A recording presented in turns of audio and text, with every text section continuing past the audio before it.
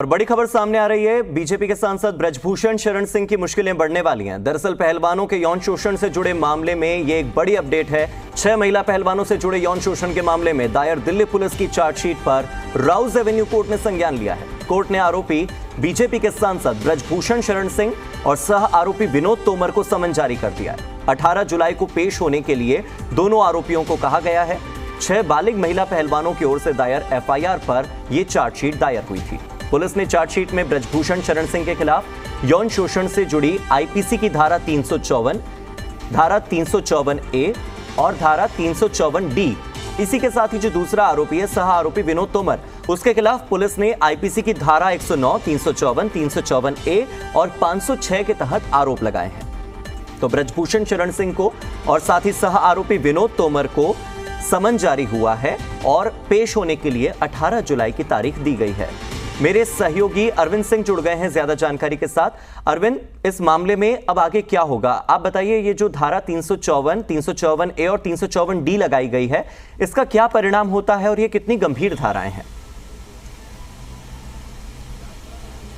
देखिए, ये सब यौन शोषण और स्टॉकिंग यानी पीछा करने से जुड़ी धाराएं हैं।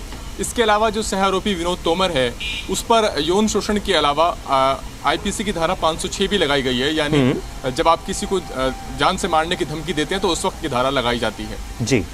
आज कोर्ट ने दिल्ली पुलिस की चार्जशीट पर कॉग्निजेंस लिया है, संज्ञान लिया है, और कोर्ट ने जो आरोपी ब्रजभूषण शरण सिंह है और इसके अलावा जो सह आरोपी विनोद तोमर है, उनको समन जारी किया है। यानी 18 जुलाई को उन्हें बतौर आरोपी कोर्ट में पेश होना होगा। तो ये अगर हम सीआरपीसी के तहत जिस तरीके से मुकदमा बढ़ता है, उसका एक अहम पड़ाव है कि दिल्ली पुलिस की जो चार्जशीट है उस पर कोर्ट ने कॉग्निजेंस लिया है और कोर्ट ने आरोपियों को समन जारी किया है। अब होगा ये कि 18 जुलाई को नियमों के मुताबिक आरोपियों को पेश होना होगा, और चूंकि इस मामले में ब्रजभूषण शरण सिंह को अभी कोई जमानत नहीं मिली है, उनकी गिरफ्तारी नहीं हुई है और अग्रिम जमानत उन्होंने ली नहीं है, लिहाजा उन्हें अब कोर्ट में जमानत लेनी पड़ेगी।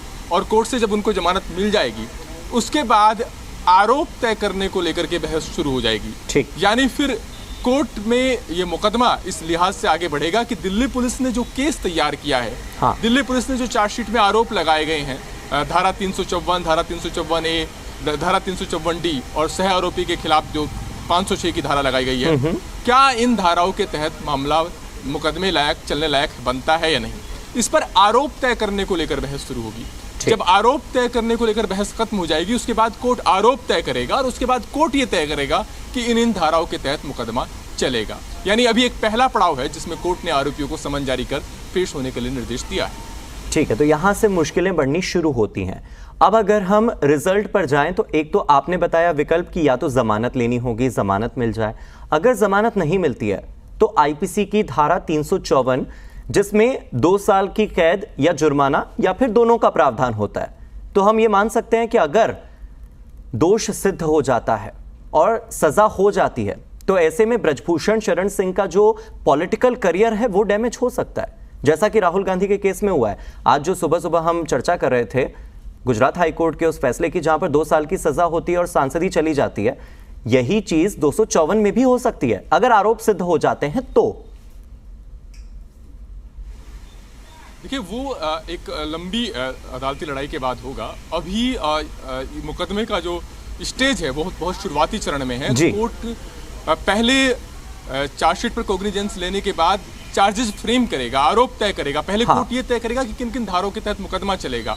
उसके बाद दोनों पक्षों को जिरह करने का मौका मिलेगा और उसके बाद कोर्ट ये तय करेगा कि जो आरोप लगाए गए हैं वो सही है नहीं। यानी कोर्ट जब फैसला देगा उसके आधार पर तय होगा कि ब्रजभूषण शरण सिंह के खिलाफ जो आरोप लगाए गए उनमें कितनी सत्यता है। लेकिन तब तक एक वक्त लगेगा इस पूरी कानूनी प्रक्रिया को पूरा होने में। दूसरा ये कि जब चार्जशीट पर कॉग्निजेंस के बाद आरोपी पेश होता है तो एक सामान्य कानूनी प्रक्रिया है कि वो जमानत के लिए अर्जी लगाते हैं और जमानत अक्सर मिल जाती है। अगर इस बात के पुख्ता सबूत ना हो कि आरोपी ने गवाहों को धमकाया है या किसी तरीके से वो जांच को बाधित करते हैं, ऐसा कोर्ट को लगता है कि अगर वो जेल से बाहर रहते हैं तो वो केस की जांच को, ट्रायल को प्रभावित कर सकते हैं, तो जमानत पर खतरा आ सकता है। लेकिन सामान्यतः जब चार्जशीट पर कॉग्निजेंस होने के बाद आरोपी पेश होते हैं और अब तक वो जमानत पर है, तो वो जमानत लेना एक औपचारिकता भर रह जाता है इस तरह के मामलों में। अभी तक इस मामले में दिल्ली पुलिस ने गिरफ्तार नहीं किया है ब्रजभूषण शरण सिंह को, यानी दिल्ली पुलिस की तरफ से ऐसा नहीं दिखाया गया है इस केस में कि वो किसी तरीके से इस मामले में जांच को प्रभावित कर रहे हैं या फिर गवाहों को प्रभावित करने की कोशिश कर रहे हैं या उनके बाहर रहने से इस मामले में जो विक्टिम है उनको खतरा हो सकता है। हालांकि पहलवानों की तरफ से बार बार ये मांग की गई थी कि इस मामले में गिरफ्तारी की जानी चाहिए और उन्होंने कोर्ट का रुख भी किया था कि एक कोर्ट मॉनिटर्ड प्रोब होनी चाहिए, लेकिन इसी बीच दिल्ली पुलिस ने चार्जशीट दाखिल कर दी और चार्जशीट में भी यहाँ पर दिल्ली पुलिस ने चार्जशीट दाखिल की है। इसके अलावा पटियाला हाउस कोर्ट में जो नाबालिग वाला मामला है, हाँ, वो एक अलग मामला है, कैंसिलेशन रिपोर्ट दाखिल की है, उसकी अलग से लड़ाई लड़ी। बिल्कुल, बहुत बहुत शुक्रिया अरविंद इस जानकारी